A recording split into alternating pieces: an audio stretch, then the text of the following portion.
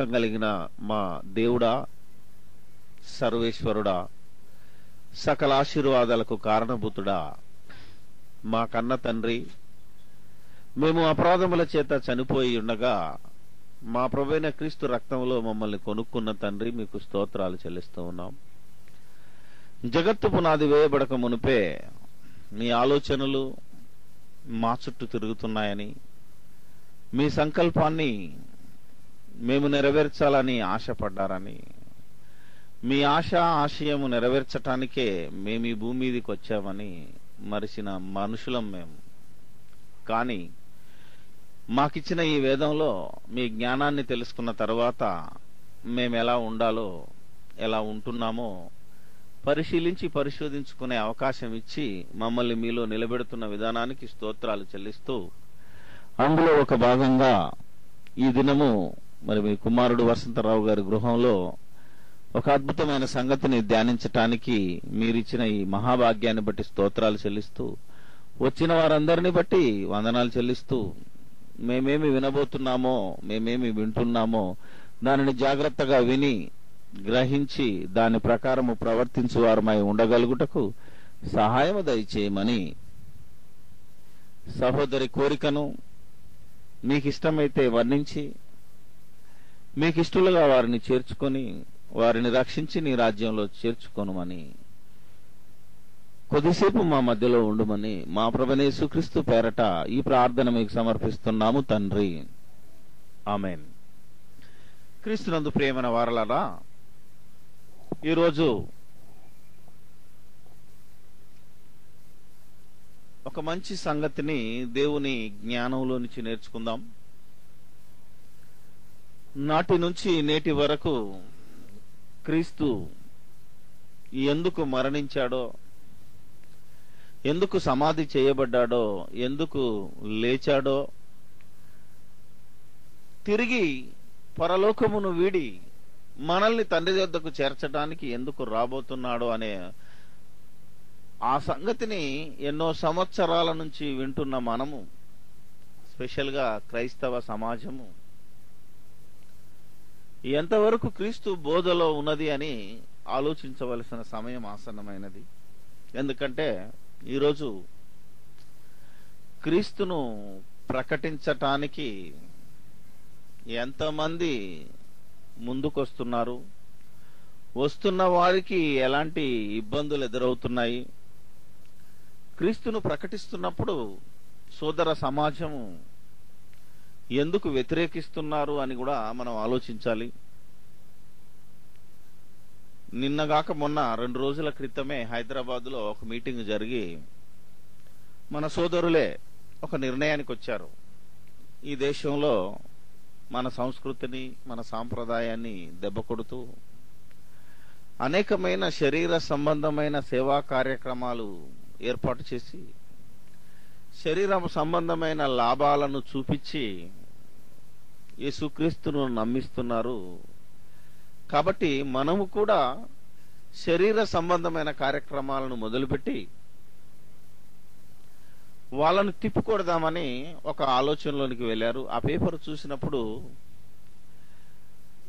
మొన్న 15వ తారీఖు నాడు నేనెందుకు సెమినార్ పెట్టానో దేవానికి స్తోత్రాలు అనుకున్నాను. ఎందుకంటే సిలువకు శత్రువులు ఎవరయ్యా అని అడిగితే యేసుక్రీస్తు సిలువ త్యాగం క్రైస్తవుల వలన నిరర్ధకం అవుతుందని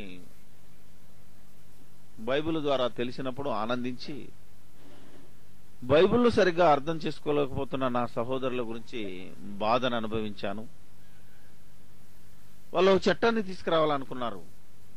ఆంధ్రజ్యోతి పేపర్లో కట్టింగ్ వచ్చింది, లేదా మొత్తం పేపర్లలో ఉంది, ఇది ఈనాడులో వచ్చింది, అన్ని పేపర్లలో వచ్చింది. మత మార్పిడులకు వ్యతిరేకంగా చట్టం చేయాలి భారతదేశం అని మరి పోరాడుతున్నారు. నేను ఇది కూడా సిల్వ క్షేత్రుల్లో చెప్పేశాను. వారు ఏ టైంలో నిర్ణయిస్తున్నారో అక్కడ, అదే 15వ తారీఖు నాడు ఇక్కడ నేను చెప్పాను. అసలు వాళ్ళ చట్టం చేసుకుంటే చాలా ఆనందం, దేవునికి మహిమ.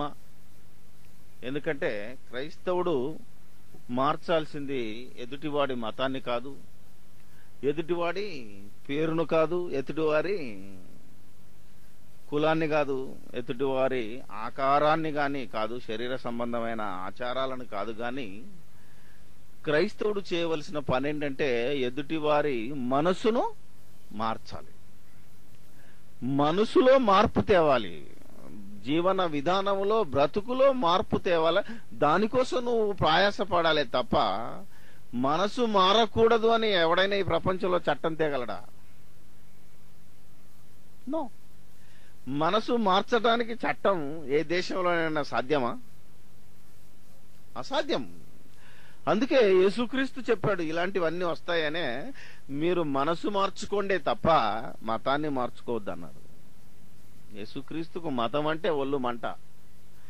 ఆ మతం పేరు చెప్పుకుని తిట్ట కూడా తిట్టాడు యేసుప్రభు బతుకున్నప్పుడే. శాస్త్రులను పరిసయ్యులను మా మతాన్ని చెడగొడుతున్నారు అన్నందుకు. కాబట్టి మనము మత మార్పిడులకు పాల్పడే వాళ్ళము కాదు. అసలు క్రైస్తవుడు మత మార్పిడి చట్టాన్ని తీసుకొచ్చినప్పుడు ఆనందించాలే తప్ప ధర్నా కూడా చేయకూడదు, దాన్ని వ్యతిరేకించకూడదు. ఎందుకంటే క్రీస్తును అది దగ్గరికి తీసుకొస్తుంటది, క్రీస్తుని వద్దకు మనల్ని. రష్యాలో దేవుణ్ణే నమ్మకూడదని చట్టం తీసుకొచ్చారు. ఏమండి, కొన్ని సంవత్సరాలు అసలు దేవుణ్ణి నమ్మితే నరికేశారు నడిబజార్లో. 70 సంవత్సరాల ఆ చట్టం మట్టి కొట్టుకుపోయి ఈరోజు ఏ కఠోర చట్టాన్ని తీసుకురావడానికి లెనిన్ ప్రయత్నించాడో అతడి విగ్రహాన్ని కూకటి వేళ్లతో సహా పెళ్లగించి అక్కడ పీటర్, సెంట్ పీటర్ అంటే సంఘ స్థాపకుని యొక్క విగ్రహాన్ని పెట్టారు. అది కూడా తప్పే, కానీ దాని పేరు సెంట్ పీటర్స్ బర్గ్ అని పేరు పెట్టారు, లెనిన్ గ్రాడ్ తీసేసి. తెలుసా మీకు? ఎక్కడైతే నిజంగా దేవుడి పని అప్పుడప్పుడు సులువు చేస్తుంటాడు ఎవరంటే సైతానే.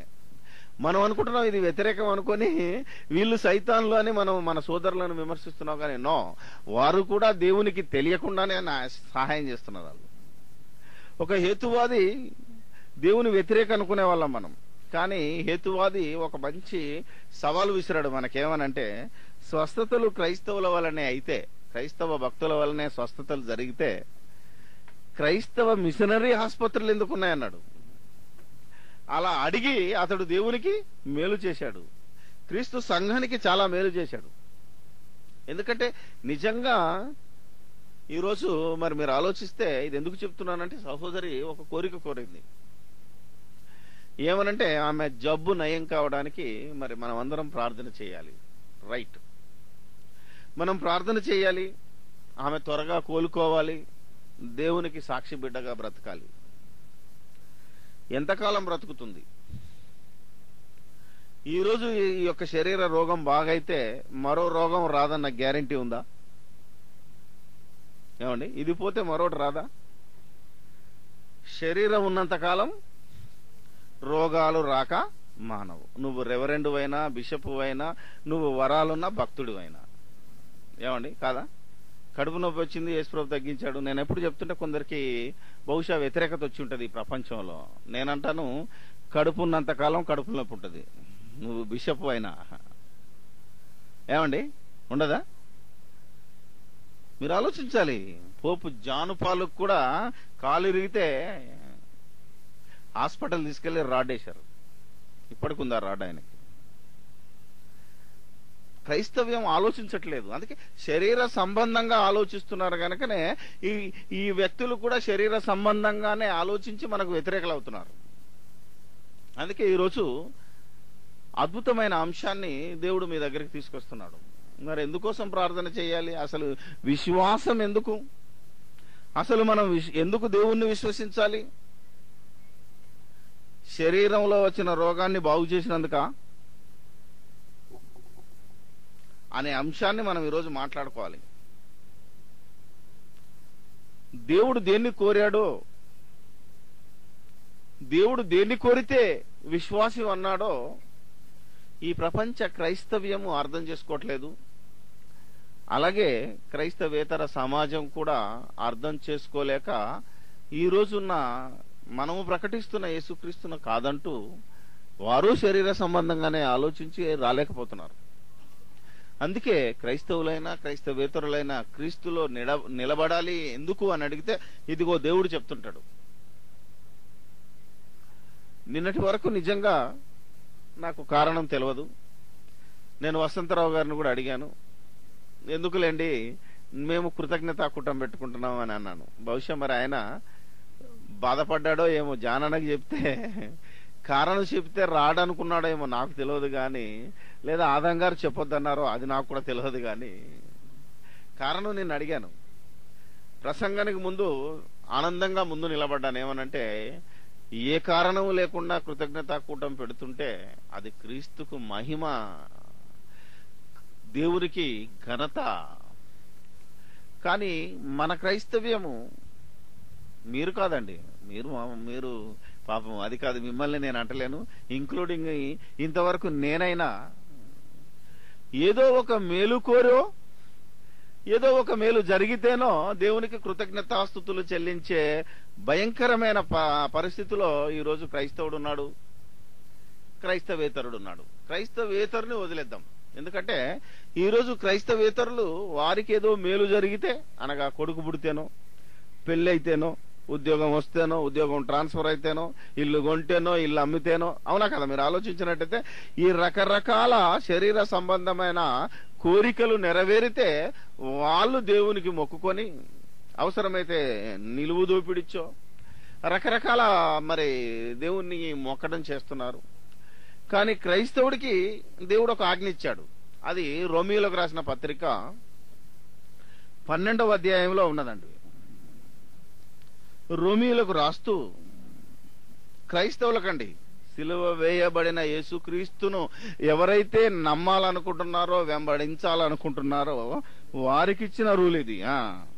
2వ వచనం, మీరు ఈ లోక మర్యాదను అనుసరింపక ఉత్తమమును అనుకూలమును సంపూర్ణమయ్యున్న దేవుని చిత్తమేదో దానిని పరీక్షించి తెలుసుకొనున్నట్లు మీ మనస్సు మారి నూతన మగుట వలన రూపాంతరము పొందాలి. క్రైస్తవుడు మామూలుడు కాదు, క్రైస్తవుడు మహాజ్ఞాని. ఎందుకంటే జ్ఞాని అయిన యేసుక్రీస్తును ధరించుకున్నవాడు, సకల శాస్త్రాలకు మూలకారకుడైన బైబిల్ను చేతపట్టుకున్నవాడు, సర్వజ్ఞానాన్ని తలక్రిందులు చేయగలిగిన ఈ క్రైస్తవుడు సామాన్యుడు కాడు. కాబట్టి నువ్వేం చేయాలి తెలుసా? ఈ లోకానికి భిన్నంగా, లోక పద్ధతులకు, లోక ఆచారాలకు భిన్నంగా ఈరోజు నువ్వు క్రీస్తులో నిలబడాలి. అలా నిలబడుతున్నామా లేదా అని మనం ఆలోచిస్తే, క్రైస్తవేతర సమాజము ఏదో ఒక మేలు జరిగినప్పుడు దేవునికి కృతజ్ఞతలు చెల్లించటం వారి ఆచారమో వారి సాంప్రదాయమో అయింది. మరి మనం ఎప్పుడు కృతజ్ఞతాస్తుతులు చెల్లించాలి దేవుడికి? ఎఫెసీయులకు రాస్తూ పౌలు గారు అంటారు, పరిశుద్ధాత్మ దేవుడు, పౌలు కాదండి, ఎఫెసీయులకు రాస్తూ 5వ అధ్యాయము, ఎఫెసీయులకు రాస్తూ 5వ అధ్యాయము ఎంతండి? 20.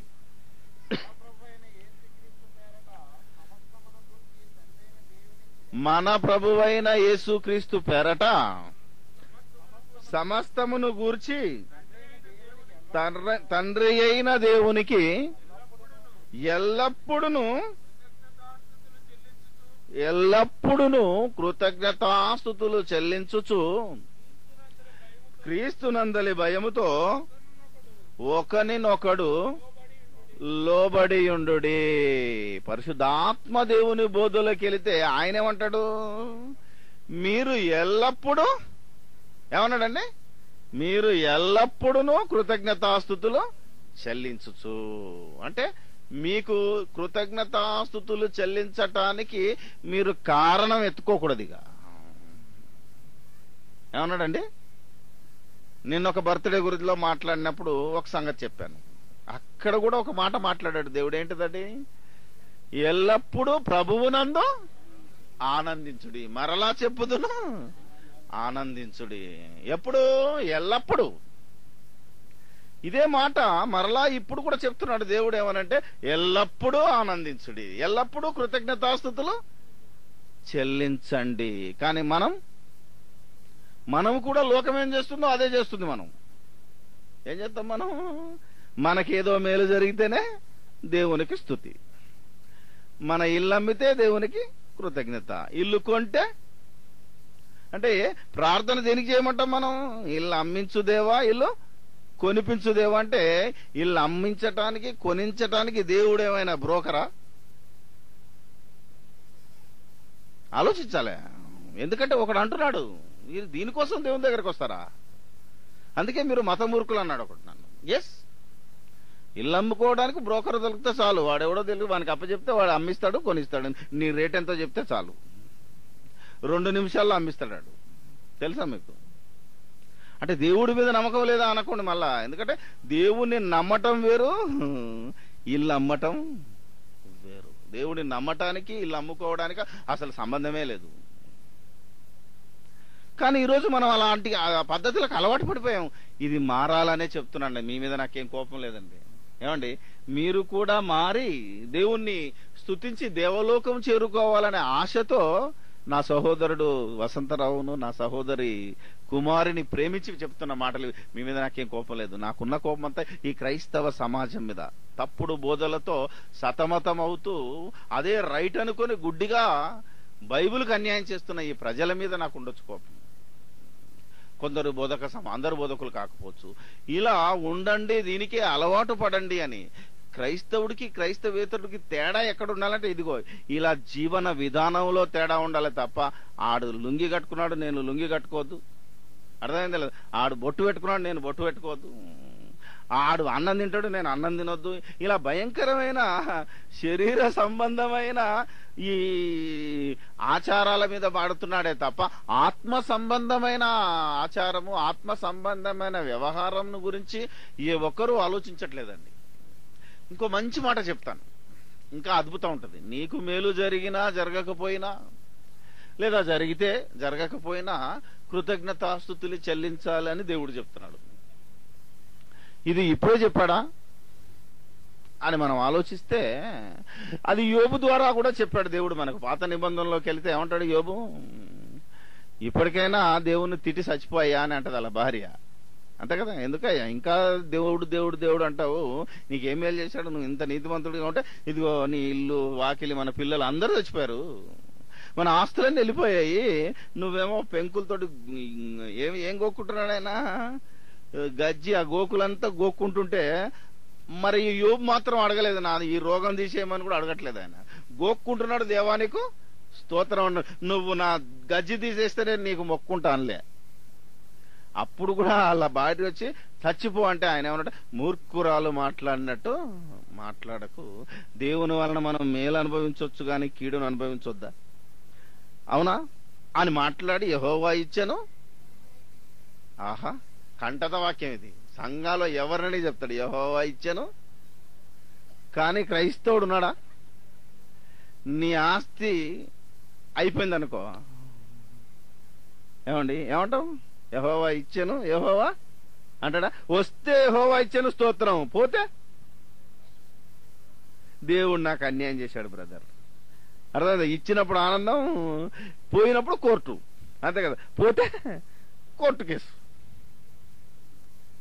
చెప్పండి, మీరు ఆలోచించండి. ఎంతవరకు మనం యేసుక్రీస్తులో ఉన్నాం, ఎంతవరకు మన యేసుక్రీస్తులో ఉండమని మన పక్కలకు చెప్తున్నాం. ఒకవేళ ఇది ఈనాటి క్రైస్తవ బోధకు వ్యతిరేకం ఉండొచ్చు, కానీ క్రీస్తు బోధకు, దేవుడు బైబిల్లో చెప్పిన బోధకు వ్యతిరేకంగా మనం ఉండకూడదని నా తపనతో ఈరోజు ఈ ప్రపంచ క్రైస్తవం మీద మరి జాలిపడి, నా సహోదరులే కనుక, నా రక్త సంబంధులే కనుక వారు కూడా మారు మనసు పొంది యేసుక్రీస్తునొద్దకు రావాలని. ఒకప్పుడు పౌలు అంటాడు ఈ రోమీల గురించి రాస్తూ, వారు నా శరీర సంబంధులయ్యా, ఈ రోమీలు యూదులంతా, వారి కోసం అవసరమైతే నేను క్రీస్తులో వాళ్ళు రక్షణ పొందాలి అన్నాడు. మనం క్రీస్తులో ఉండి క్రీస్తులో వాళ్ళు ఉండటానికి మనం ప్రయత్నం చేయాలి. అందుకనే ఎల్లప్పుడూ కృతజ్ఞతాస్తుతులు చెల్లించడి ఎప్పుడు ఎల్లప్పుడూ. ఇప్పుడు తెస్సలోనిక పత్రిక వస్తే మరొక సంగతి చెప్తాను, అద్భుతమైన సంగతిని. 2వ తెస్సలోనిక ఒక మంచి మాట ఉన్నది. ఇక మనం యోబును మర్చిపోయినాం. ఎందుకంటే యోబు అన్నాడని అన్నాడు, కానీ నేను ఎప్పుడు మీటింగ్లో మంచి మాట చెప్తాను. ఏం చెప్తాను తెలుసు కదా, ఇల్లు అమ్మడానికి చెప్పాను ఇప్పుడు. ఎందుకంటే ఇంత భయంకరంగా మాట్లాడకూడదని ఒకరు అన్నారు. ఏమని అన్నారు తెలుసా? మనకు దేవుని దయ వల్ల కొడుకు పుట్టాడండి అన్నవా లేదా? దేవునికి స్తోత్రం, బర్త్డే పార్టీ. అవునా కదా? మీరు ఆలోచిస్తే ఒకవేళ కొడుకు చచ్చిపోతే దేవుడు అన్యాయం చేశాడు, కృతజ్ఞతాస్తుతి లేదు. ఇక ఎందుకు మరి? యెహోవా ఇచ్చాను తీసుకుపోయిన అనగలవా? యోబు అన్నాడు, చప్పట్లు కొట్టి ఇంటికి వెళ్ళిపో. యోబు ఎందుకన్నాడు? నువ్వు అనాలని. యోబు చేత దేవుడు ఎందుకు అనిపించాడంటే మనం అనాలని. అవునా కదా? మనం మాత్రం యోబు అన్నాడని చెప్పేసి ఇంటికి వెళ్ళిపోతున్నాం తప్ప మనం అంటామా? యోబు అన్నాడు కాబట్టి యోబుకు పరలోకం దక్కింది, మరి మనం అంటేనే మనకు దక్కుతుంది. ఇలా ఆలోచించగలిగిన నాడే క్రైస్తవుడు క్రీస్తులో ఉన్నట్టు. అందుకే ఇప్పుడు మనము పౌలు గారు కూడా కృతజ్ఞతాస్తుతులు చెల్లించాడట. ఈయన ఎందుకు చెల్లించాడో తెస్సలోనికలకు రాసిన 2వ పత్రిక 13వ వచనం చదువుదాం. 2వ అధ్యాయం 2వ తెస్సలోనిక. ప్రభువు వలన ప్రేమింపబడిన సహోదరులారా, ఆత్మ మిమ్మును పరిశుద్ధపరచబడ వలనను మీరు సత్యమును నమ్ముట వలనను రక్షణ పొందుటకు. దేనికోసం అమ్మా? ఈ అండర్లైన్ చేసుకోండి. దేనికోసం అట?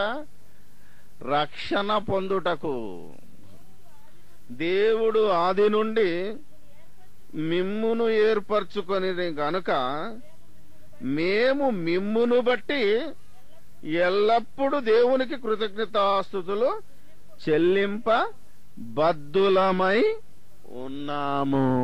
అమ్మయ్య, ఇక్కడ ఒక మంచి పాయింట్ వేశాడు.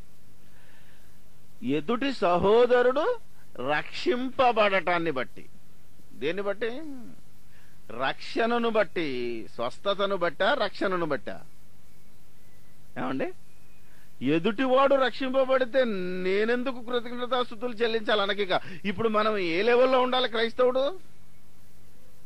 నీకు మేలు జరగటం కాదు, నీకు అన్యాయం జరగటం కాదు, అసలు నీ గురించి మర్చిపోయి ఇప్పుడు ఇక ఏమన్నాడు? నీ ఎదుటివాడు రక్షణ పొందితే నువ్వేం చేయాలి? నువ్వు కృతజ్ఞతాస్తుతులు చెల్లించాలి మానక. అంటే ఎప్పుడది? ఎల్లప్పుడు అని అర్థం. మనం ఎదుటింటోడు రక్షణ పొందితే మనం మీటింగ్ ఎప్పుడైనా పెట్టి కృతజ్ఞతాస్తుతులు పెట్టి ప్రార్థన పెట్టిన క్రైస్తవుడు ఉన్నాడు భూమి మీద. నేను క్రైస్తవుని, నా తాత ముత్తాత రెవరెండ్ అంటున్న ఈ భయంకరమైన వ్యక్తులలో ఎవడైనా ఒకడున్నాడా? అదే అడుగుతున్నాను నేను. నా బాధ అంతా ఏంటంటే మీరు అర్థం చేసుకోండి, అంతేగాని అన్నింటి రివర్స్ లో పోతున్నాడు అనకండి. బహుశా మన ఆలోచనలకు రివర్స్ ఉండొచ్చు, మనం ఇంతవరకు నెరవేర్చిన దానికి ఈ మాటలు రివర్స్ గా అనిపించొచ్చినా గానీ ఇది బైబిల్లో ఉన్నవా, నేను ఇప్పుడే రాసుకొచ్చినవా? ఏమండి, నేనేమైనా కల్పించాను? అలాగా ఉన్నవో లేవో మరోసారి ఆలోచించండి. ఈరోజు క్రైస్తవ ప్రపంచము అక్కడికే వెళ్ళిపోతుంది, దేవుని వాక్యానికి. అందుకే సత్యమును నమ్ముట వలన. సత్యం అంటే వాక్యం. వాక్యాన్ని నమ్మారా మీరు? ఇంతకీ ఈ క్రైస్తవులు వాక్యాన్ని నమ్మారా? నమ్మినట్టు నటిస్తున్నారా అనేది ప్రశ్న. ఇంత జాగ్రత్తగా రీసెర్చ్ చేసి చెబుతున్నప్పుడు ఇన్స్టిట్యూట్ ఆఫ్ బైబుల్ టెక్నాలజీ ఇది దుర్బోధ. ఎక్కడికి పోవాలి మరి? పోదాందా, తినుమా, తాగుమా, సుఖించుమా. ఎలాంటి మీటింగ్ పెడతారు? కష్టపడి మా వాళ్ళందరూ పాపం ఆలోచించండి. పైసా కూడబెట్టి ఎవరు సిలువకు శత్రువులో తెలుసుకుని మన ఆత్మలు రక్షించుకుందామంటే ఏరి కనబడరే మనుషులు. ఎక్కడికి వెళ్ళారు? మంచిగా మటను, ఫిష్. అర్థమైందా లేదా? అబ్బో అల్లరే అల్లరి. కొందరు పిల్లల్ని పోగొట్టుకున్నారండి, 3 రోజుల నుంచి ఏడిసిన వాళ్ళు ఉన్నారు. కొందరు సమస్తాన్ని పొడగొట్టుకున్నారు. ఏమి నేర్చుకున్నామంటే ఏమీ లేదండి. ఆలోచించమని నేను. ఎందుకంటే ఈ బాధ వాళ్ళ మీద కోపంతో కాదు, నా వాళ్ళు పిలువబడిన వాళ్ళు వాక్యాన్ని నేర్చుకోవడానికి రాలేకపోయారు అని ఆ బాధే తప్ప వాళ్ళు ఎవరో మీటింగ్ పెట్టినట్టు కాదు, వాళ్ళు ఏదో బాగుపడుతున్నందుకు కాదు, లేదా బాగుపడదు. అక్కడ కూడా చెప్పిండొచ్చు. అంతకంటే మంచి రీసెర్చిటికల్ గా నీ బతుకును మార్చే వాక్యం చెబుదామని ప్రయత్నం చేస్తున్నాను నేను 2 నెలలకు ఒకసారి. కానీ కనబడరు. దేనికోసం కనబడతారు? ఇదిగో చెప్తాడు ఇప్పుడు మరలా పౌలు ఫిలిప్పీలకు రాస్తూ. పరిశుద్ధాత్మ దేవుడు అండి. మరలా నేను పౌలు అంటే రాసింది ఆయన కాబట్టి క్రెడిట్ ఇస్తున్నానే తప్ప ఇది క్రీస్తు బోధ, సిలువ వేయబడిన యేసుక్రీస్తు బోధ. ఫిలిప్పీలకు రాస్తూ 3వ అధ్యాయం 17 నుంచి చదవండి. సహోదరులారా, మీరు నన్ను పోలి, ఏమంటున్నాడు? ఆయనను పోలి. ఎందుకు? ఆయన ఏమంటున్నాడు? మీరు గనక రక్షణ పొందితే నేను మీకోసం మానక కృతజ్ఞతాస్తుతులు చెల్లిస్తున్నాను. కాబట్టి ఇప్పుడు క్రైస్తవుడు ఏం చేయాలి? పౌలును పోలి నడుచుకోవాలంటే మనము కూడా ఎదుటి వ్యక్తి రక్షణలోకి వస్తే కృతజ్ఞతలు చెల్లించాలా, స్వస్థతలోనికి వస్తేనా? ఏమండి? రక్షింపబడడం ముఖ్యం. ఎందుకంటే మీ ఆత్మ పరలోకం చేరటం ముఖ్యం. ఎందుకంటే శరీరానికి రోగం వచ్చింది అనుకోండి, ఆ రోగముతో శరీరం ఎక్కడికి వెళ్తుంది? మట్టిలోకి వెళ్ళిపోద్ది. నష్టం ఏమీ లేదు. ఆత్మ ఎక్కడికి వెళ్ళాలి? పరలోకం వెళ్ళాలి. కాబట్టి ఆత్మకు రోగం పట్టకూడదు. ఇప్పుడు మనమంతా ఆత్మ రోగాలతో కులిపోతున్నాం. ఆత్మ రోగాన్ని గురించి ప్రార్థనలు లేవు. ఆత్మ రోగం బాగుపడాలని ఆలోచించట్లేదు. శరీర రోగం పోతే చాలు. నో, శరీర రోగం పోతుంది, పోదని కాదు నేను అనేది. దానికోసం కూడా మీరు ప్రార్థన చెయ్యండి, వద్దంటలేను. ప్రార్థన చెయ్యాలి, దానికి కావలసిన మందులు తీసుకోవాలి. మందులు ఎందుకు తీసుకోవాలంటే త్వరగా బాగు కావాలి. ప్రార్థన ఎందుకు చేయాలంటే ఆ మందులు సరిగా పని చెయ్యాలి. లేదా నీ రోగానికి తగ్గ మందు, కరెక్ట్ మందు డాక్టర్ ఇవ్వాలంటే నువ్వు ప్రార్థన చేస్తే దేవుడు సరి అయిన వైద్యుని నీ దగ్గరికి పంపించి నీ రోగానికి తగ్గ మందునిచ్చి నిన్ను స్వస్థపరుస్తాడు. అందుకు ప్రార్థన చెయ్యి. అంతేకాని దేవుడవు అయితే నువ్వు నా రోగాన్ని బంద్ చేయాలి, నేను మందు ముట్టుకోను, నీళ్లు కూడా తాగనంటే నీ అంత మూర్ఖుడు మరొకడు ఉండడు. ఇది బైబిల్ ప్రకారంగా మనం ఆలోచించాలి. ఎందుకంటే రోగులకు వైద్యుడు అవసరమని యేసుక్రీస్తే చెప్పాడు, మనం కాదు. ఆలోచించాలి. ఎందుకంటే యేసుక్రీస్తు యొక్క త్యాగము నిరర్ధకం అయిపోయి మీరు రోగాలు బాగు చేసుకోవడానికి రండి అని మనం బోధిస్తే అనేక మంది రోగాల కోసం క్రీస్తుని నమ్ముతున్నారు. కాబట్టి అవతలోళ్ళు కూడా ఏం చేస్తారంటే మేము కూడా రోగాలు తీసే కార్యక్రమాన్ని పెడతామని వాళ్ళు కూడా రోగ నిర్మూలన కార్యక్రమము. మీరు చదువుకుంటే బాగుపడతారని చదువులు చెప్పించి హాస్టల్లో సీట్లు ఇచ్చో సమాధుల కోసం సీట్లు ఇచ్చి మీరు మార్చుకుంటే మేము కూడా ఆ కార్యక్రమాన్ని చేస్తామంటున్నారు. ఇంతకీ మీరు వాళ్ళు చేసేది మట్టి కొట్టుకుపోతుంది. శరీర సంబంధమైన కార్యక్రమాలు చేసిన వాడు ఎవడు బయటికి రాడు, బయట పడడు, బాగుపడడు. ఇంతకీ ఎందుకంటే శరీరానికి ఎంత పెట్టినా ఏమంటది? సామెత తెలుసా మీకు?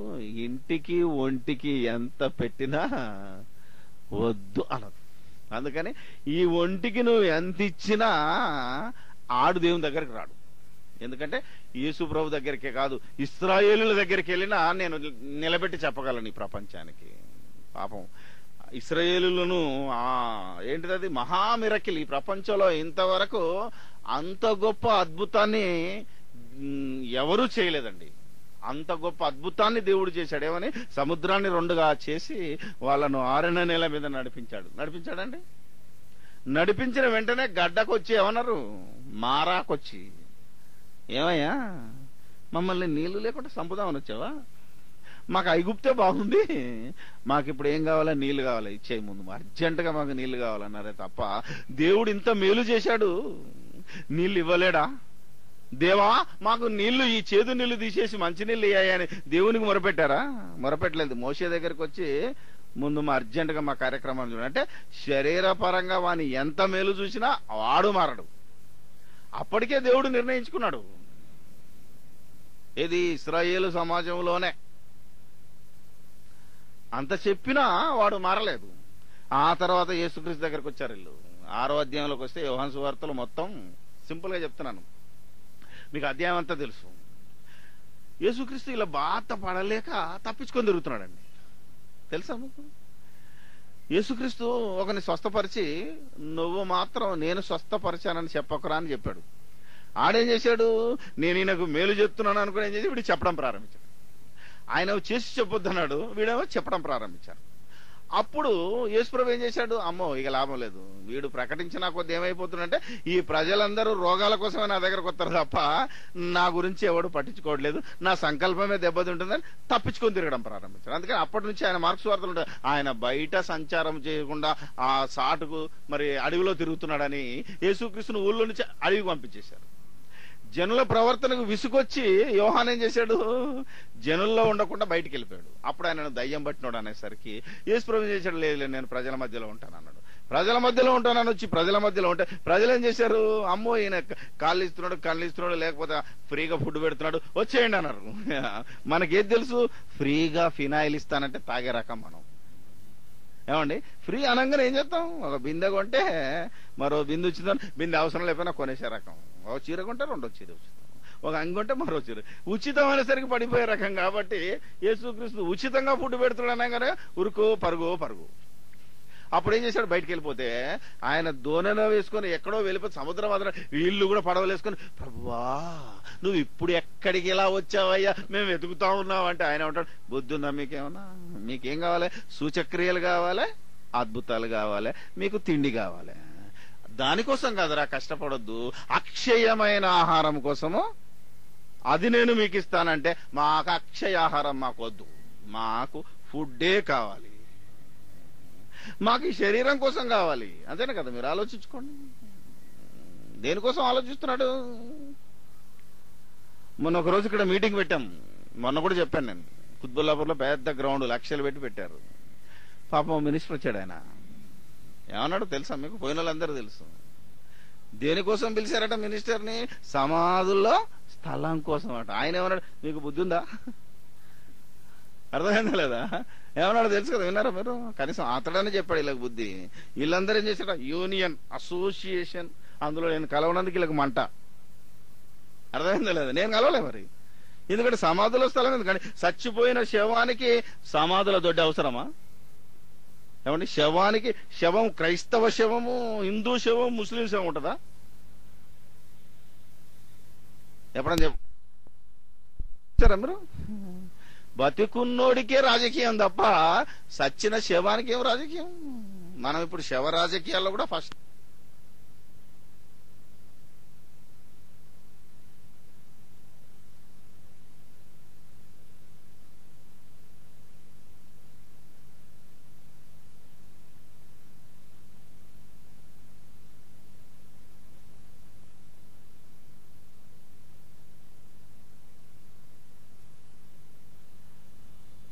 శరీరం అంటున్నాడు దేవుడు, శవమే, శవాని కోసం దేవుని దగ్గరికి రావడం, శవ స్థలం కోసమా పోరాటం.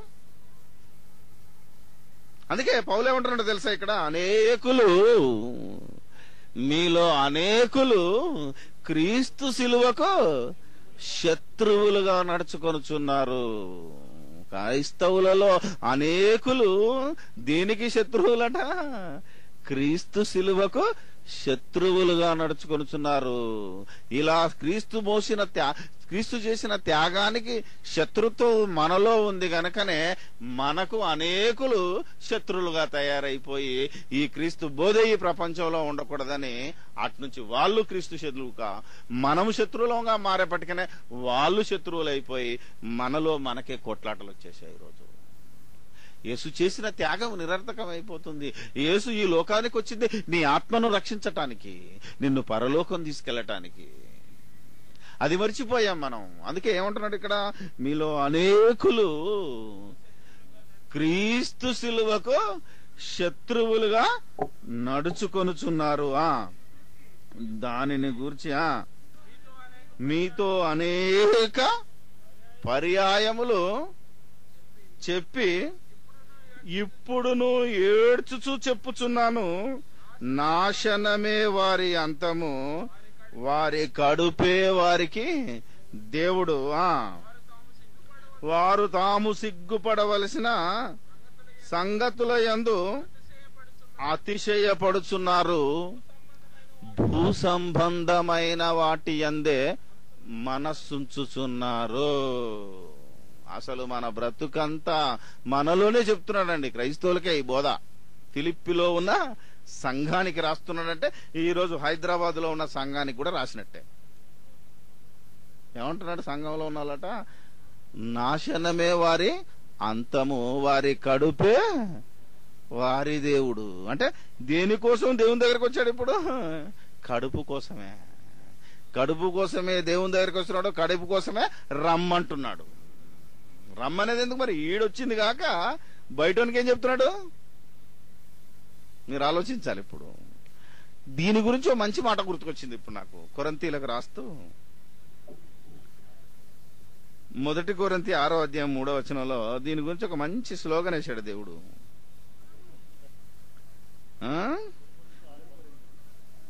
1 కొరింథీ 6వ అధ్యాయము 13వ వచనం. భోజన పదార్థములు కడుపునకు, కడుపు భోజన పదార్థముల కొనుకును నియమింపబడి ఉన్నవి, దేవుడు దానిని అంటే కడుపును, వాటిని అంటే భోజన పదార్థములను నాశనము చేయను. నువ్వేదైతే దేవుడు అనుకుంటున్నావో దానిని దేవుడు ఏమన్నాడంటే, నేను దానిని నాశనం చేస్తాను. కడుపు భోజన పదార్థాలు, భోజన పదార్థాలు కడుపు. ఈ రెండింటి కోసం దేవుని దగ్గరికి ఎందుకు రా నాయన? ఈ రెండు ఎప్పుడైనా నాశనం అయ్యేది. మరి ఏది నాశనం కాదు? ఆత్మ నాశనం కాదు. అర్థమైందా లేదా? నాశనం కాదు ఏంటిది? మన ఆత్మ. ఒకవేళ నువ్వు మంచి చేస్తే నిత్య జీవంలో ఉంటావు, మంచి చేయకపోతే, మంచి అంటే యేసుక్రీస్తును నమ్మి ఆయన వాక్య ప్రకారంగా నడవకపోతే నువ్వు నిత్యాగ్ని దండనలో కాలుతూ ఉంటావు. అక్కడ కూడా నీ ఆత్మకు ఉందా? అగ్ని ఆరదు, నీ పురుగు చావదు. కాబట్టి అగ్ని ఆరని చోటికి నీ పురుగు వెళ్ళాలా? అలా వెళ్ళాలి అంటే నీకు కడుపే దేవుడు కావాలి. నిత్య జీవానికి వెళ్ళాలంటే నువ్వు భూ సంబంధమైన వాటిని గురించి ఆలోచించకూడదు. భూమి మీద జరిగే మేలుల కోసమో, భూమి మీద నీకొచ్చే ఆ అవసరాల కోసమో నువ్వు దేవుని దగ్గరికి రావాల్సిన అవసరమే లేదు. లేదా? ఎందుకు బ్రదర్ ఇలా చెప్తున్నారు? మేము మరి కళ్ళతో చూశాము, సాక్ష్యాలు విన్నాము, మరి వీటి సంగతి ఏంది అని మనలో కొందరు అనొచ్చు. చాలా మంది అనొచ్చు. ఇప్పుడు ఇది విన్న తర్వాత కొందరికి మనలోనే ఆలోచనలు వస్తుంటాయి. కానీ నీ ఆలోచనలు ఎప్పుడు దేవునిలో పెట్టాలి. అందుకనే ఈ సత్యమును నమ్మి దానిని పరీక్షించమన్నాడు. రోమీ పత్రికలు ఏమన్నాడంటే, దేవుని సంకల్పాన్ని, చిత్తాన్ని తెలుసుకొని దాన్ని పరీక్షించి ఉత్తమమును అనుకూలమైన సజీవ యాగముగా మీరు దేవునికి మీ యొక్క సమస్తాన్ని సమర్పించమన్నాడు, శరీరంతో పాటు. ఇప్పుడు మనం ఆలోచిస్తే మనము దేని గురించి వచ్చాము, దేని గురించి వస్తున్నాము, దేని గురించి రమ్మంటున్నాము అని అడిగితే లోకాశలే.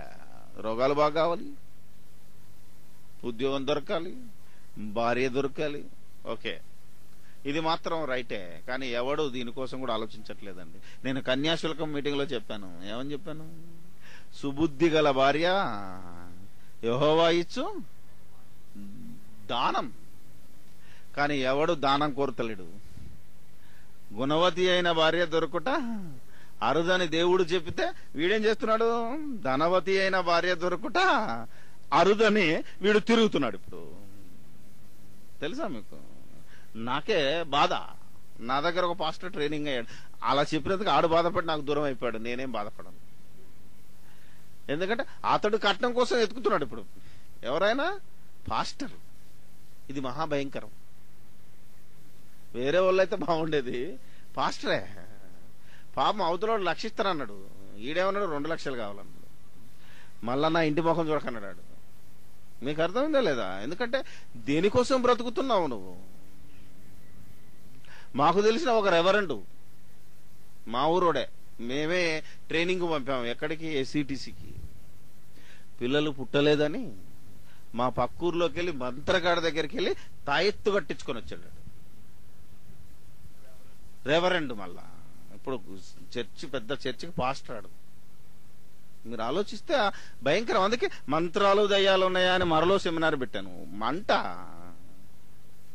ఎవడు బాగుపడాలని, నాకేం కోపం నశించాలని, ఈ కాడికైనా మీరు తెలుసుకోవాలని. ఇలా మీరు ఆలోచించుకుంటూ పోతే ఇంకా వేరేవాడు ఎలా వస్తాడు? ఎలా నువ్వు చెప్పగలవు దేవుని గురించి ధైర్యంగా? అందుకని చెప్తున్నాను నా సహోదరులారా, మిమ్మల్నైనా కాపాడుకుందామని. మీరు వచ్చినా రాకపోయినా, మీరు వెంబడించినా వెంబడించకపోయినా నా ఒక్కని పోరాటం సాగుతూనే ఉంటది. ఎందుకంటే మనలో కూడా అనేక మంది మరెక్కడికైనా వెళ్ళొచ్చు. మనకేం ఇంత విన్నా కూడా మరలా శరీర సంబంధంగా వెళ్ళొచ్చు. దానికి నేనేం బాధ్యుని కాను. కాబట్టి దేవుడు, పరిశుద్ధాత్మ దేవుడు దుఃఖపడుతున్నాను అంటున్నాడు. ఏడ్చుచు పౌలు ఏడుస్తున్నాడంటే ఎవరు దుఃఖిస్తున్నారు? ఆయనను ప్రేరేపించిన ఆత్మ దుఃఖించుతున్నది. ఎందుకంటే ఆత్మ ప్రేరేపణతో రాశాడు, సొంతంగా రాయలేదు ఆయన కూడా మనిషే. కాబట్టి నా సహోదరులారా, మనము భూ సంబంధమైన వాటిని గురించి ఆలోచించకూడదు. నీకు మేలు జరిగినా జరగకపోయినా, నీకు రోగం బాగైనా బాగాక పోయినా, నువ్వు దేవునికి కృతజ్ఞతాస్తుతులు చెల్లించాలి. అది ముఖ్యం. అది విశ్వాసం. విశ్వాసం అంటే ఏంటిది అనుకుంటున్నావు? విశ్వాసం అనున్నది నిరీక్షింపబడు వాటి నిజస్వరూపమును అదృశ్యమైనవి ఉన్నవనుటకు రుజువై ఉన్నది. ఇది విశ్వాసానికి గుర్తు. కనపడనిది ఉన్నదని నమ్మాలి. కనపడని పరలోకం ఉన్నది, కనపడని దేవుడు ఉన్నాడు అని నువ్వు నమ్మాలి. జరగకూడనిది కూడా జరుగుతుందనే నమ్మకం, అది విశ్వాసం అన్నారు. ఎందుకంటే విశ్వాసులకు తండ్రి ఎలా నిలబడ్డాడు అనుకుంటున్నారు? 99 సంవత్సరాలైనా, శారా గర్భము మృతతుల్యం అయిపోయినా, శరీర సంబంధమైన ధర్మం ఆగినా అబ్రహాము గారు సందేహించలేదు. ఏమన్నాడు? ఓకే దేవుడా, నువ్వు కొడుకునిస్తానను, ఐఎమ్ హ్యాపీ. కానీ మధ్యలో అమ్మ జడగొట్టింది. తెలుసా మీకు? దెబ్బతిన్నాడు. విశ్వాసులకు తండ్రి మరలా దెబ్బతిన్నాడు. ఎవరి వల్ల? భార్యే. ఈరోజు ప్రపంచంలో యుద్ధాలకు కారణం ఆవిడే. ఎవరావిడ? శారా. అవునా కదా? ఈరోజు ప్రపంచంలో కొట్లాటకు కారణాలు ఆవిడే. మొగోడు బతుకు సర్వనాశనం కావడానికి, బాగుపడడానికి కూడా కారణం ఆవిడే. అన్నా కదా? దేవుడు చెప్పాడు, ఈయన బాబు అన్నాడు. ఈయన అన్నాడు, దేవుడు నాకు అన్యాయం చేశాడు, నువ్వు ముందు నా దాసిదానితో పో, కొడుకును కానీ అన్నాడు. అతడే ఇష్మాయేలు, ఇతడే ఇస్సాకు. ఇప్పుడు ఇస్సాకు ఇస్మాయిల్కే యుద్ధం. ముస్లింలు క్రైస్తవులకే యుద్ధం. తెలుసా మీకు? హిందువులు చాలా చిన్నోళ్ళండి, వీళ్ళని మనం మర్చిపోండి. రేపు ప్రపంచ యుద్ధం జరిగితే వీళ్ళిద్దరికే. ఇది కూడా అమ్మగారి పుణ్యమే, అర్థం చేసుకుంటే. అందుకే మా సోదరుడు ఎవరు సుదర్శన్ చక్కని పాట రాశాడు. అది మాత్రం మీరు ఎప్పుడు ఆనందించాలి, దాన్ని పాటించాలి. ఆనందించడం కాదు, దాన్ని పాటించాలి. కాబట్టి ఇప్పుడు మనం శరీర సంబంధంగా ఉన్నామా, ఆత్మ సంబంధంగా ఉన్నామా అనేదే ఈ రోజు తేల్చుకోవాలి. క్రైస్తవుడు ఆత్మ సంబంధి అయిన వాడు, భూ సంబంధి కాడు. మన పౌరస్థితే పరలోకమందున్నది. మన పరలోక సంబంధం తప్ప భూ సంబంధులము కాదు. కానీ మన ఆలోచనలు ఎప్పుడు భూ సంబంధమే. అవునా కదా? జాగిస్తానంటే మారిపోతాం. అవునా కదా? హాస్టల్లో సీట్ ఇస్తానంటే మారిపోతాం. పైసలు ఇస్తానంటే మారిపోతాం. అవునా కదా? ఎంతమంది ఈరోజు విదేశీ ధనానికి ఆశపడ్డాలో మీరు గుండెల మీద చేసుకొని చెప్పండి. సొంత కష్టపడి సేవకునిగా ఉన్నావా? ఆత్మరక్షణల కోసం ఎవడో వేసే ఎంగిలి మెతుకుల కోసం ఉన్నావా? ఆలోచించాలి మనం. వాడేసే దానికోసమే నువ్వు సంస్థలు పెట్టి ఈరోజు దేవానికి స్తోత్రం అన్నాడు. అది బంద్ అయితే బాగుండు అని నేను ప్రార్థన చేస్తున్నాను. ఎందుకంటే అసలు క్రైస్తవుడు ఎవడో నిలబడతాడు. ఏమండి? అవునా కదా? అవునా కదా? మీరు ఆలోచించండి. ఈరోజు అది బంద్ చేయడానికి ఈ గవర్నమెంట్ పాటుపడితే బాగుండని ప్రార్థన చేసిన వాళ్ళు కూడా ఏం చేయలేకపోయారు. మళ్ళా ఎలక్షన్లకు వచ్చేసారు. నిజమైన క్రైస్తవ్యం నిలబడాలంటే దానికి నిర్బంధం అవసరం. ఫండ్స్ ఆపితే బాగుండు. ఇప్పుడు చూడు ఎన్ని కోట్లు విచ్చలవిడిగా ఖర్చు పెట్టిపోయింది ఆవిడ. ఎంతమంది మారారు, ఎన్ని చర్చెస్లలో సంఖ్య పెరిగింది చూద్దామా రేపు. అక్కడికి వచ్చిన వాళ్ళంతా ఎవరు? ఛార్జీలు ఇచ్చి, ఊర్లు ఇచ్చి, బండ్లు ఇచ్చి, తిండి ఇచ్చి పిలుపు వెళ్ళిన వాళ్ళంతా ఎవరమ్మా? ఎవరండి? పాస్టర్ గారు. క్రైస్తవులే, బయటోళ్ళు కాదు. ఆడు కూడా ఇసుకొచ్చేసిందంటే ఏమున్నది బ్రదర్, ఆడికి వెళ్తే అన్ని డ్యాన్సులు, పాటలు, లైటింగులు, రన్నగోన ధ్వని, గోల. సరిగ్గా వాక్యం విననీయరు. ఎందుకంటే వీడు విందామన్నా పక్కోడు విననీయుడు. అర్థమైందా లేదా? మీరు ఆలోచించుకోండి. అందుకనే ఇది క్రైస్తుకు అన్యాయమా, న్యాయం జరుగుతుందా మనం ఆలోచించాలి ఇప్పుడు. అందుకే దేవుడు ఒక మాట అన్నాడు. మొదటి కొరింథీ 15:19 ఇది చెప్పి ముగించుకుంటాను, టైం ఎక్కువైపోయింది. ఇంకా చెప్పాలంటే చాలా ఉన్నాయి. మొదటి కొరింథీ 15:19 చెప్తున్నాడు. ఈ జీవిత కాలము మట్టుకే మనము క్రీస్తునందు నిరీక్షించిన వారమైన ఎడల మనుషులందరికంటే దౌర్భాగ్యులమై ఉంటాము. ఏమ్మా సోదరి, ఈ జీవిత కాలములో నీకు జరగబోయే మేలు కోసము, శరీర సంబంధమైన మేలు కోసము యేసుక్రీస్తునందు నిరీక్షిస్తావా? అయితే నమ్మనోళ్ళ కంటే, మనుషులు అన్నాడు, క్రైస్తవులు అనలే. ఎవరికంటే దౌర్భాగ్యుడు అవుతాడు ఇప్పుడు క్రైస్తవుడు? మనుషులందరికంటే. మనుషులంటే ఆర్డినరీ మ్యాన్, సామాన్యమైన మనుషులు.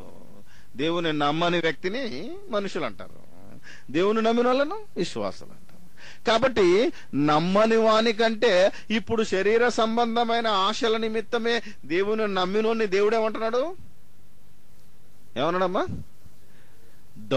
అంతకంటే దౌర్భాగ్యుడు. మనం అలాంటి దౌర్భాగ్యపు స్థితిలోనికి మీరెళ్ళటం నాకు ఇష్టం లేదు.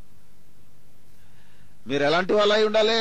క్రీస్తునందు ధనవంతులై ఉండాలి, విశ్వాసమందు స్థిరులై ఉండాలి, పరలోక రాజ్యాన్ని స్వతంత్రించుకునే నిజమైన క్రీస్తు శిష్యులుగా ఉండాలనే ఇంత కష్టపడి బోధ చేశాను. ఎవరి మీదనో కోపం కాదు, మీ మీద నాకు అంతకంటే కోపం లేదు. మనమంతా రక్షణ పొంది క్రీస్తులో ఉండి క్రీస్తును ప్రకటించి క్రీస్తు రాజ్యానికి చేరాలి. ఇది ప్రతి క్రైస్తవుడి ప్రథమ కర్తవ్యం, మొట్టమొదటి కర్తవ్యం అది. అంతేకాని అలాగని మరి ఇది జరగదా అండి అని అనుకోండి, జరుగుతుంది. నువ్వు నిజంగా విశ్వాసంలో దేనికోసం ఉన్నావు? ఆత్మ సంబంధమైన విశ్వాసం ఫస్ట్. శరీర సంబంధమైనది దొరుకుతుంది అనేది విశ్వాసం కాదు. అది దొరికితే దొరకవచ్చు, దొరక్కపోతే వదిలేద్దామా? ఇప్పుడు చాలా మంది నాకు మేలు జరిగితేనే, బయట నా బాధ అండి, నేను ఎన్నో ఆంధ్రదేశంలో అన్ని ఊరు తిరుగుతున్నాను కాబట్టి ఎలాంటి విశ్వాసం ఉన్నది, ఎలాంటి సాక్ష్యాలు ఉన్నాయి చెప్తే ఆశ్చర్యపోతారు కొత్త వాళ్ళు ఉంటే. ఇలా సాక్ష్యం చెప్పినవా, ఈ సాక్ష్యాన్ని కూడా మనం నమ్మకూడదండి. ఏం చెప్తారో తెలుసా? నేను ఒక దగ్గరికి వెళ్తే, భద్రాచలం దగ్గరికి వెళ్ళాను, యాటపాక అనే ఊరు. ఎందుకమ్మా మీరు నమ్ముకున్నారని అడిగితే వాళ్ళు ఏమన్నారు తెలుసా? మా బర్రె పాలియట్లేదు, ఒక దైవజనుడు వచ్చి ప్రార్థన చేశాడు, మా బర్రె పాలిచ్చిందండి, అందుకు మేము దేవుని నమ్ముకున్నాం, దేవునికి స్తోత్రం, హల్లెలూయా. నా కొల్లు మండింది కానీ నేనేం చేయలేదు, ఎందుకంటే ఆ ఒక్క మాట ముందే అంటే మళ్ళా నేను చెప్పబోయేది కూడా వినరు గనక నేను జాగ్రత్తగా ఇలాగే వాక్యం చెప్పొచ్చాను. ఓ పత్రిక చదివితే ఆడేమంటాడు, అది రాజమండ్రి నుంచి వస్తుంది, అది కట్టింగ్ ఉంది నా దగ్గర. కథలు కాదు, నేను కథలు చెప్పాను, ఎప్పుడు జోకు అసలే చెప్పను. చూస్తున్నారు కదా ఎంతసేపు, లేకపోతే ఓ పాట ఓ జోకు ఆడికెళ్ళి ఎగిరితే అయిపోయేది, స్టేజ్ కూడా సరిపోదు నాకు. ఎందుకంటే నాకు చెప్పవలసిన మాటలే బోలెడు మిగిలిపోతున్నాయి టైంను బట్టి. ఎందుకంటే మనం ఆలోచన పక్కకు వచ్చి కూర్చున్నాడు ఆల్రెడీ, ఎందుకంటే టైం అయిపోయింది తొందరగా ముగించమని మనం ఆలోచించాలి. ఇప్పుడు కొబ్బరి చెట్టు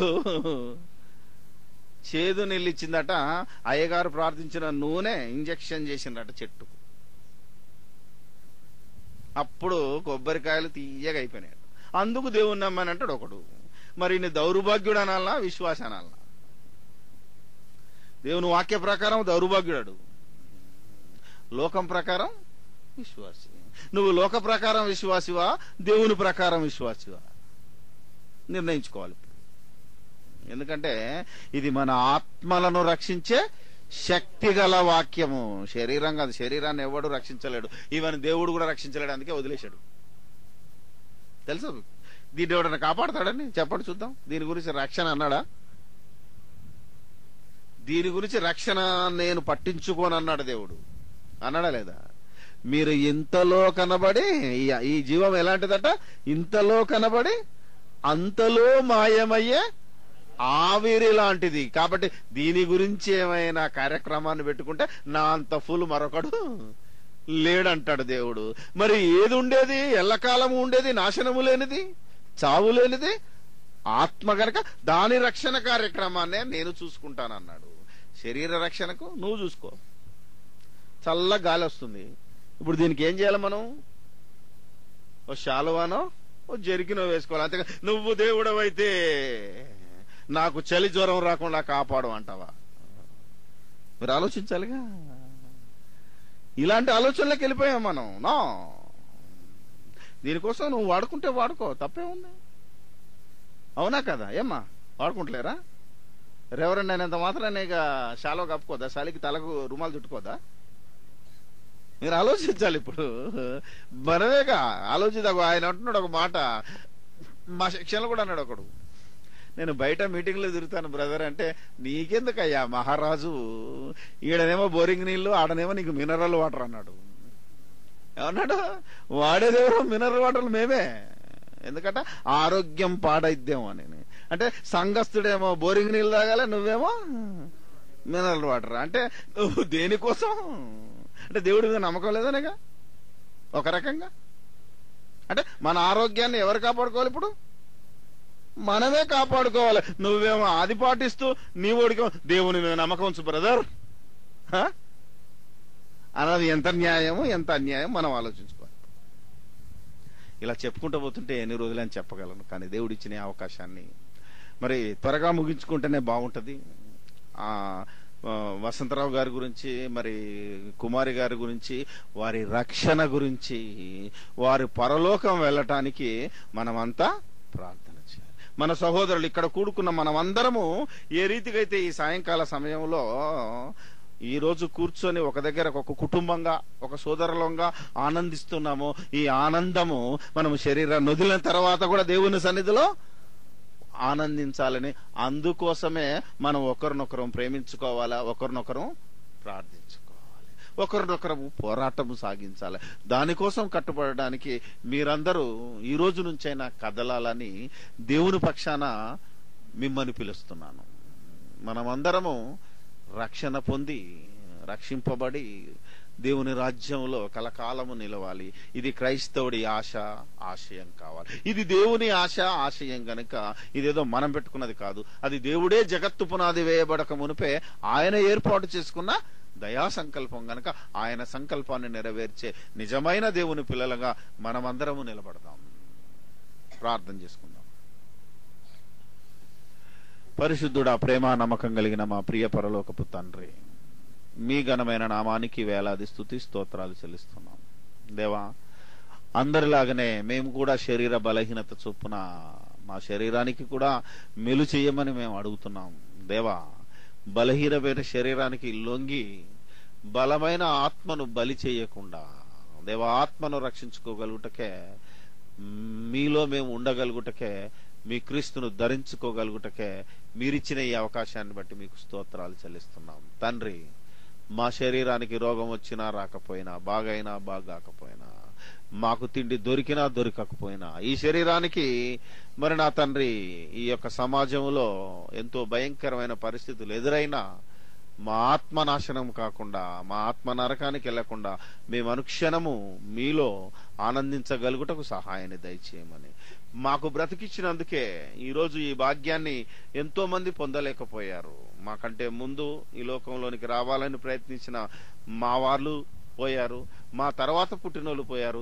మేమే బ్రతికి బట్ట కట్టగలిగామంటే అందుకు మిమ్మల్ని స్తుతించాలని, మాకు ఈ పుట్టుకనిచ్చినందుకే, మేము ఈ లోకంలో బ్రతుకుతున్నందుకే మీకు స్తుతులు చెల్లించాలని ప్రతి క్రైస్తవుడు, ప్రతి క్రైస్తవేతరుడు తెలుసుకునే భాగ్యము అనుగ్రహించి, ప్రత్యేకంగా సోదరుడు వసంతరావు గారిని, ప్రత్యేకంగా సోదరి కుమారి గారిని మీరు దీవించి ఆశీర్వదించి రక్షించండి. మీకు ఇష్టమైతే తీసుకున్న మందుల ద్వారా త్వరగా ఆ బిడ్డకు స్వస్థత కలగజేయమని ప్రార్థన చేస్తూ, సమస్తము మీకే స్తుతి స్తోత్రాలు చెల్లిస్తూ, మేము వచ్చిన వారమందరము వినువారు మాత్రమే అండి, మమ్మను మేము మోసపుచ్చుకొనకుండా మా ఆత్మలను రక్షించే ఈ శక్తి గల వాక్యమును సాత్వికముతో అంగీకరించి గ్రహించి దాని ప్రకారము ప్రవర్తించగలుగుటకు సహాయము దయచేయమని మా ప్రభువైన యేసుక్రీస్తు పేరట ఈ ప్రార్థన మీకు సమర్పిస్తున్నాము తండ్రి. సోదరి దైవ కుమారి, నీ పురుషునికి సాటి అయిన సహకారి. సోదరి దైవ కుమారి, నీ పురుషునికి సాటి అయిన సహకారి. క్రీస్తు మాట చెవులారా వినుకో మరి, నీ బ్రతుకులోన చూపుతుంది రహదారి. క్రీస్తు మాట చెవులారా వినుకో మరి, నీ బ్రతుకులోన చూపుతుంది రహదారి. సోదరి దైవ కుమారి, నీ పురుషునికి సాటి అయిన సహకారి. ఆవిరల్లి కరిగిపోవు జీవితానికి, సుఖభోగమైన సోకులొద్దు శరీరానికి. ఆవిరల్లి కరిగిపోవు జీవితానికి, సుఖభోగమైన సోకులొద్దు శరీరానికి. స్వస్థ బుద్ధి కలిగించు హృదయానికి, స్వస్థ బుద్ధి కలిగించు హృదయానికి. నీ క్రియల చేత కనపరచు దైవ భక్తిని. సోదరి దైవ కుమారి, నీ పురుషునికి సాటి అయిన సహకారి. సోదరి దైవ కుమారి, నీ పురుషునికి సాటి అయిన సహకారి.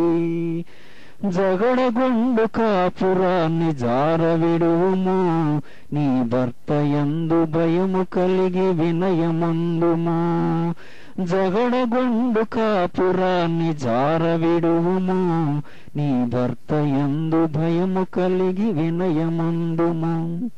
కుటిలమైన మాటలన్నీ కట్టిపెట్టుము, కుటిలమైన మాటలన్నీ కట్టిపెట్టుము.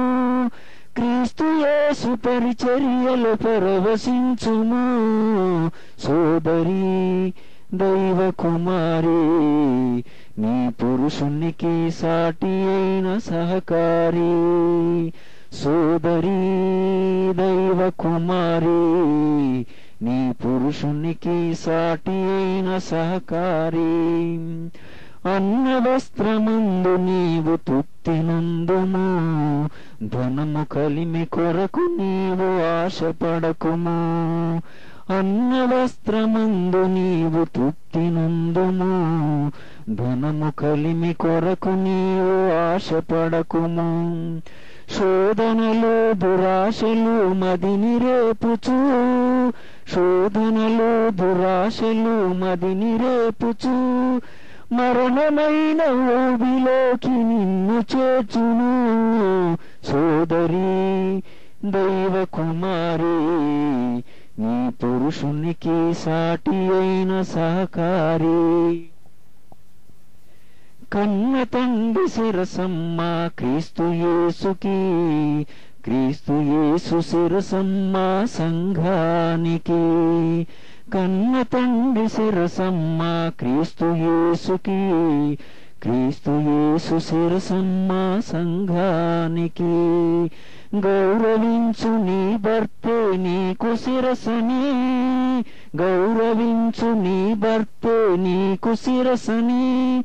దైవమందు తీర్పు పొందు ధన్యురాలని. సోదరి దైవ కుమారి, నీ పురుషునికి సాటి అయిన సహకారి. క్రీస్తు మాట చెవులారా వినుకో మరి, నీ బ్రతుకులోన చూపుతుంది రహదారి.